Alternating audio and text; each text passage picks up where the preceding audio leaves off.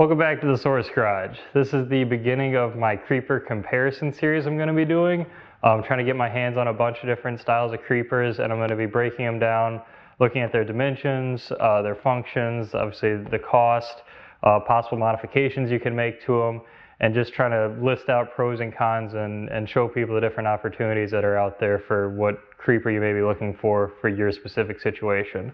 So that's what I'm going to be doing. I got a whole bunch of stuff here to tape measure to measure, obviously, a whole bunch of tools to put on here and actually so you can see how they fit, what would be in the way or fall off potentially, or what wouldn't sit right, who knows. And I'm going to be doing that with all the different creepers that I've gotten so far. I've got the WEN here I'm going to start with. I've got the Adams or Griots or whatever, rebranded a million times over. The longer rectangular style creeper. Got a Traxian Pro Gear. It's the 2700 model with a really nice comfy seat in it, but I'm going to be going through as many as I can get my hands on here, and possibly I'm thinking about designing my own variant possibly, but we'll see. We'll get there eventually. Anyway, starting off with the WEN here. So this is about a $30 creeper on Amazon right now. This is mass produced out of China. There's a million different variants of this. You can find it with like a really thick seat option instead of this thinner black seat that's like a big red pad. There's some with different casters. I've seen them with different colors, but this circular center seat on a lift on a tray on the bottom is a very standard design. It's probably the cheapest design aside from possibly the rectangular seat with the tray underneath, but very similar category. So I'm going to bring in the camera here in a second. I'll get out the tape measure and put some of the stuff on here and show you more about it. All right, so I'm going to start off here showing you some of the dimensions. So across the bottom here, the diameter of this, if I could bring it back a little bit more, would be about 15 inches or so. So 15 inches diameter across here. And then the seat on top, about a little under 12 inches.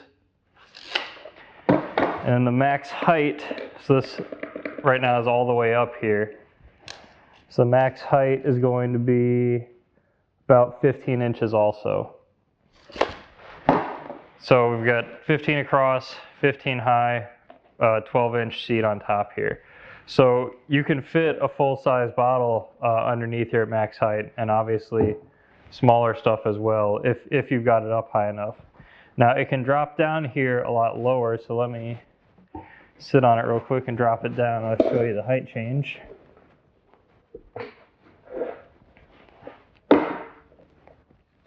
So now at the lowest height, about 10.5 inches. And so now if you're going to put this on here, it'll have to sit on the outside. You can still fit a smaller bottle underneath here.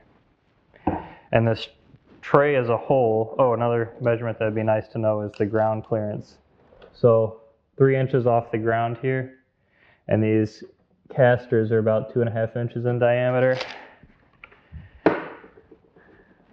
But what I was going to say about the tray here, so at least it's a big open flat tray, so you could store obviously any of your tools or whatever you're using under here.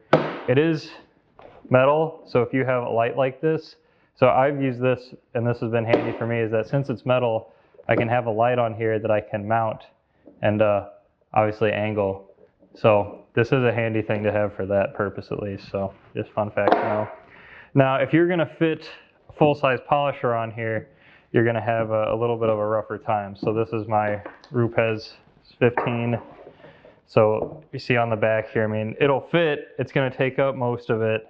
It's not going to lay on here very nicely. If you had a pad on this, it's going to be pressing the pad in, laying on the metal here, but it will still fit. Then I've got my smaller, this is my 3-inch Adams Swirl Killer Mini. So I'll rotate this around here.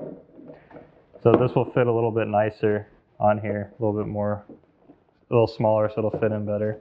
But just so you can see some real world tools on there. And it goes all the way around, obviously, so you can fit a lot of stuff on here.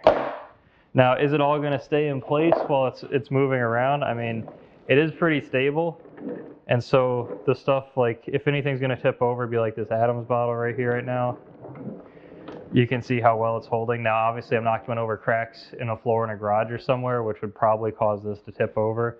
And we are at the lowest setting right now, too. So, again, you can raise that back up.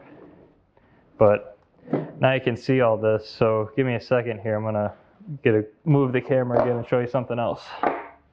So, I just pulled off this caster here off the bottom just because I wanted to show you this. So, this, well, the Acorn Nut they use on top here, so this is 13 millimeters, obviously a very small threaded shaft on here, and here's all the washers that were attached here. Anyway, I took this off so I wanted to show you the hole size here, and that you could go and buy different casters. You would need a very thin stem on them. So like I've got some other casters here like I use on my wheel stand. These are 10 millimeter shafts. These are just a hair too big.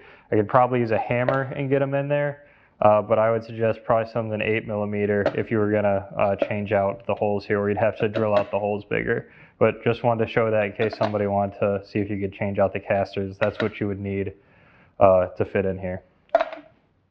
Another thing to cover here being the seat. So this has got some kind of faux leather on the top here, and it's actually got a wooden,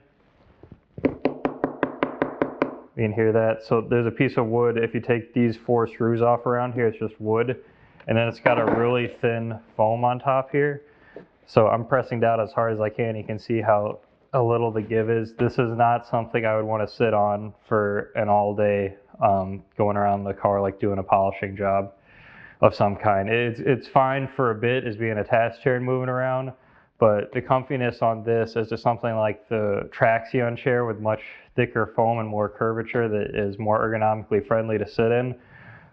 This is good. This is what I guess I just call good enough to get the job done. You're not sitting on wood. It's a little bit of padding at least, but it's not premium by any means. So I'm going to throw some stuff on here, put this on the floor, and scoot around on a little bit so you can see. So you can see with stuff on it here, and let me throw some more unstable things on here. So obviously there's some cracking in the floor here. So these wheels are pretty tiny. They're not going to glide over cracks very well. I mean, you can get over them obviously, but as you saw, they're kind of getting stuck and hung up.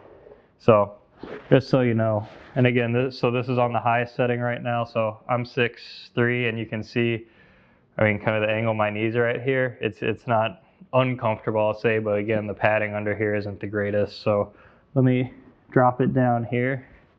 So now I'm on the lowest setting. Now you can see my knees are bent. And again,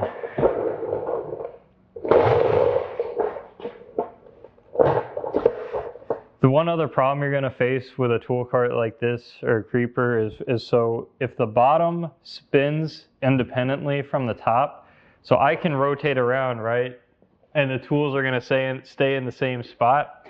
So if I, like, let's say scoot over to my toolbox somewhere else to grab something out, I put it on the cart, I come back over to where I'm working at, and I want to reach down and grab the tool, it may be somewhere else, right? Because the cart's going to spin as I move across the floor.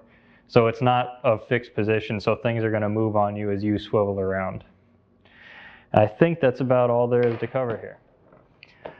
So that's everything that I can think of to tell you about the WEN stool.